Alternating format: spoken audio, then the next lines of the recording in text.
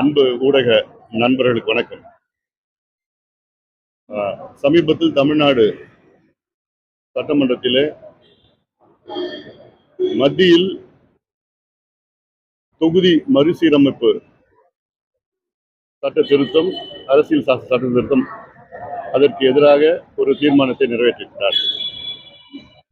பாட்டாளி மக்கள் கட்சியை பொறுத்தவரை தொகுதி மறுசீரமைப்பு வர வேண்டும். அதற்கு பல காரணங்கள் இருக்கிறது.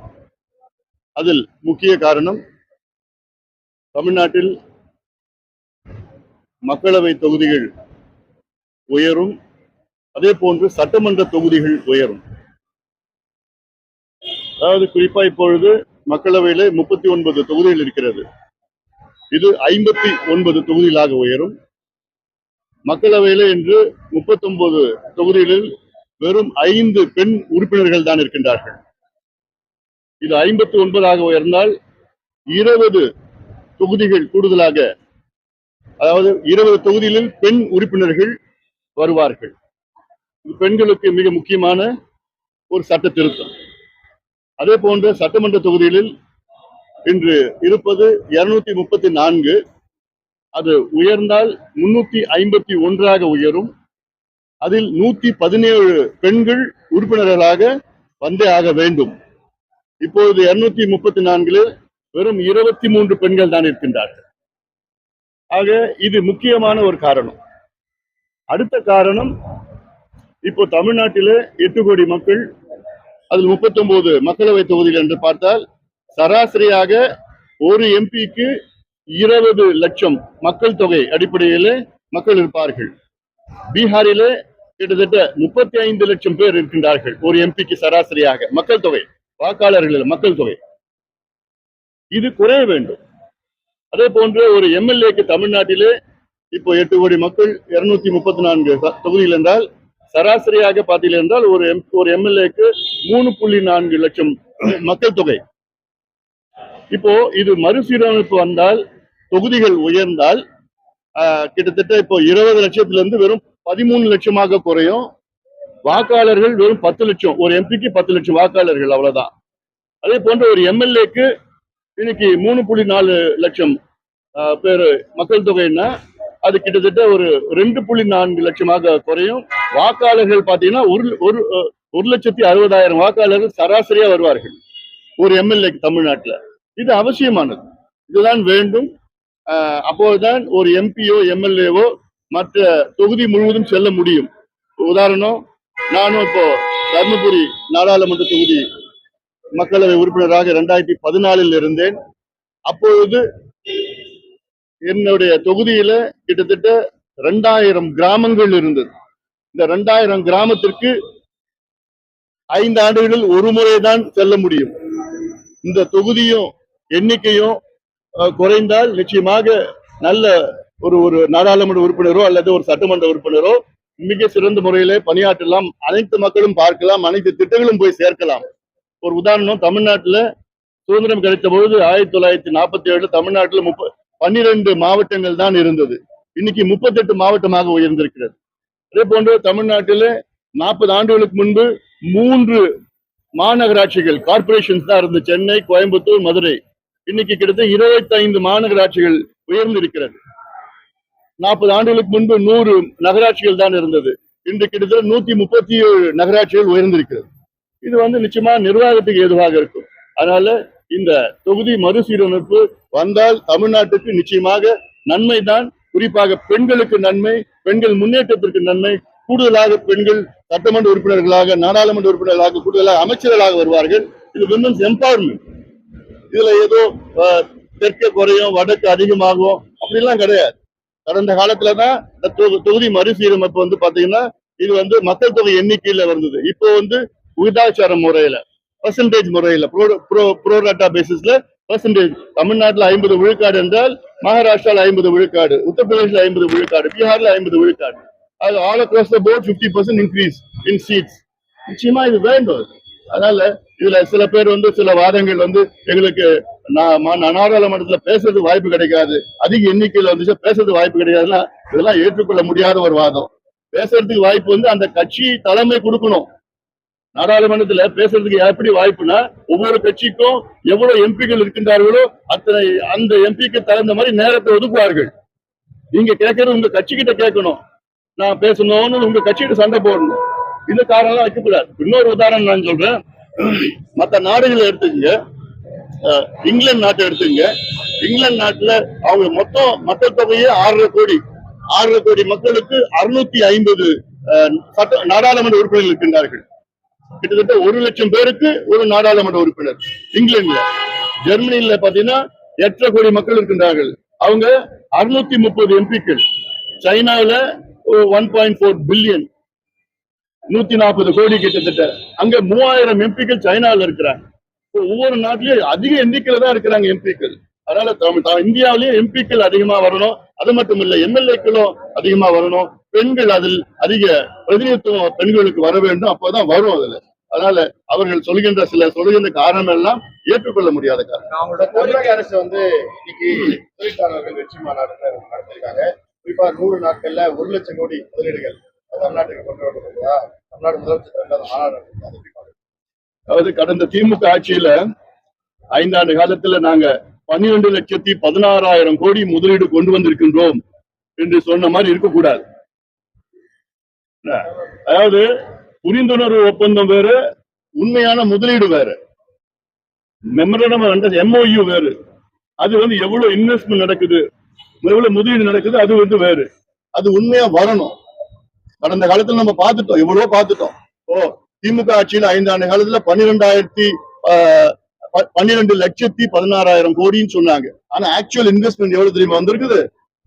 கிட்டத்தட்ட 1.5 லட்சம் கோடி தான். அது போன்று இருக்கக்கூடாது. அதனால அது மட்டும் இல்ல, முதலீடு வந்ததுன்னா மகிழ்ச்சி. ஆனால் அதுக்கேற்ப வேலை வாய்ப்புகள் உருவாக்கணும். ஏன்னா இன்னைக்கு வேலை இல்லாததான் தமிழ்நாட்டுல 1 கோடி இளைஞர்களுக்கு, படித்த இளைஞர்கள் மேல வேலை இல்லாம இருக்கிறாங்க. அவங்களுக்கு வேலை வாய்ப்பு உருவாக்கணும். அது இல்லாம இன்னும் முக்கியமான ஒரு சட்டம். என்ன சட்டம்னா, தமிழ்நாட்டில் தனியார் தொழிற்சாலைகளில் 80 விழுக்காடு வேலை வாய்ப்புகள் உள்ளூர் இளைஞர்களுக்கு வழங்க வேண்டும் என்ற சட்டத்தை கொண்டு வர வேண்டும். இந்த சட்டம் ஆந்திரா, கர்நாடகா, மகாராஷ்டிரா, ஹரியானா, குஜராத்தில் சட்டம் இருக்கிறது.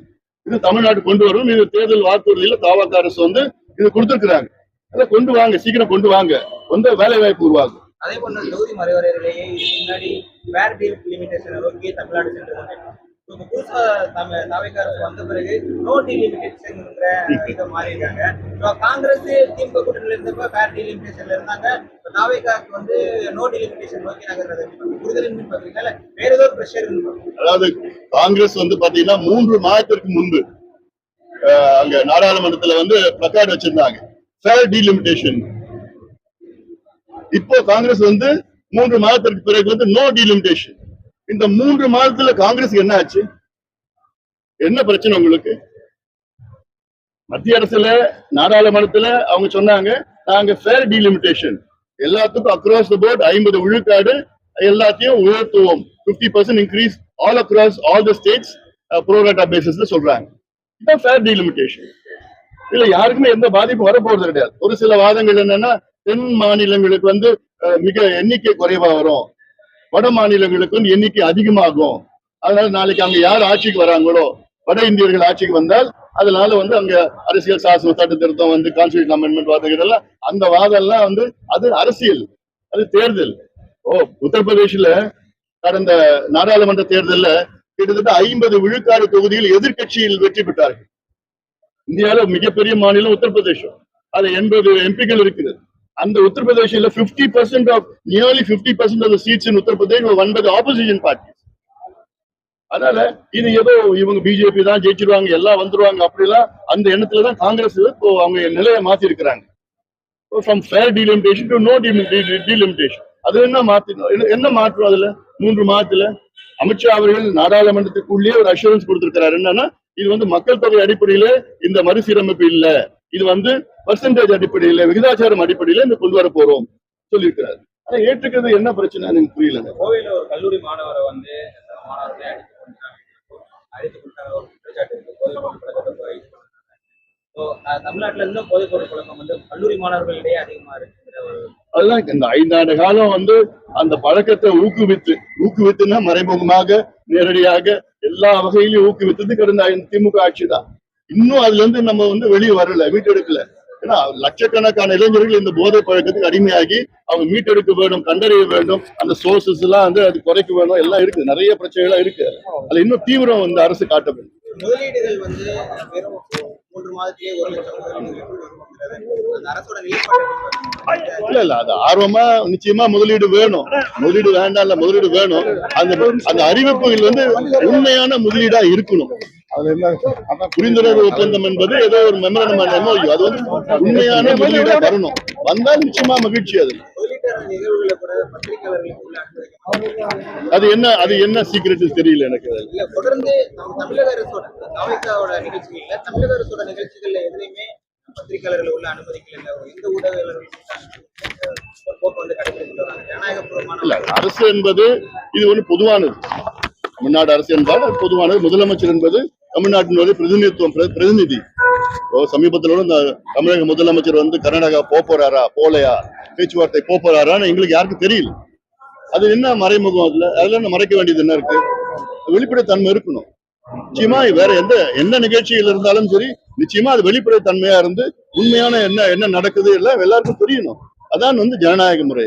காவேரி மேகதாது விவகாரத்துல அனைத்து கூட்டணும் அப்படின்னு அதுக்கு அமைச்சர் என்ன சொல்றாங்கன்னா, அனைத்து கூட்ட வேண்டிய அவசியம் சட்டமன்ற தீர்மானம் போட்டோன்னு தண்ணி கொடுத்துடுவாங்க அவங்க அப்படின்ற மாதிரி சொல்றாரு.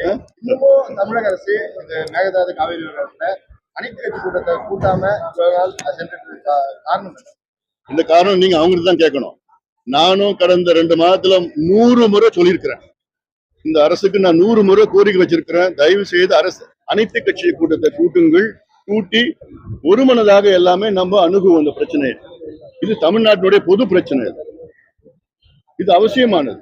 இது ஏதோ இவங்க மட்டும் அந்த பிரச்சனையை வந்து தீர்க்கலான்னு நிச்சயமா கிடையாது. அவங்களுக்கு அனுபவம் கிடையாது தீர்ப்பதற்கு. அதனால அனுபவமிக்க எத்தனையோ கட்சிகள் தமிழ்நாட்டில் இருக்கு. யோசனைகள் ஆலோசனைகள் கேட்டு அதுக்கப்புறம் ஒரே அணுகுமுறை. 3 முறை இந்த 2 மாதத்துல 3 முறை மத்தியில் இருக்கிற அரசு நீர்வளத்துறை ஆணையம், காவிரி ஆணையம், அந்த ஒழுங்கு நடவடிக்கை ஒழுங்காற்று குழு எல்லாமே 3 மாதத்துல 3 முறை ஆணைட்டு, சரி 2 மாதத்துல 3 முறை ஆணைட்டு இருக்காங்க. கர்நாடகா தண்ணி திறந்து விடணும்.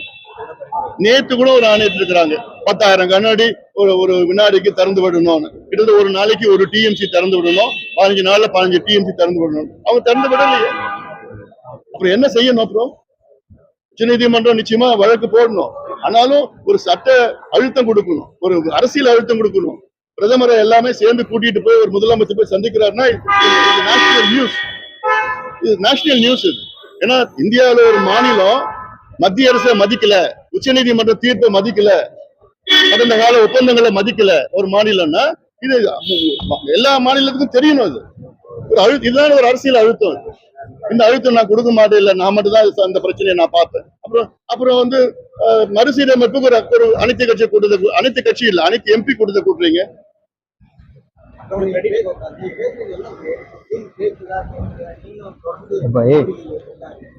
அது என்னுடைய கடமை. அது கேட்கிற வரைக்கும் நாங்க பேசிட்டு தான் இருப்போம், கேட்க வைப்போம், கேட்கிற வரைக்கும் பேசிட்டு தான் இருப்போம்.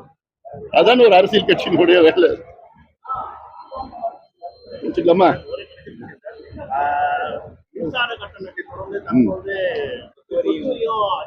இந்த வீடியோ நம்ம மட்டும் எடுக்கல, இல்ல இப்போ சமீபத்துல கூட ஒரு நம்ம எடுத்தோம், சிறு தொழில் கொடுத்துட்டு போனா போ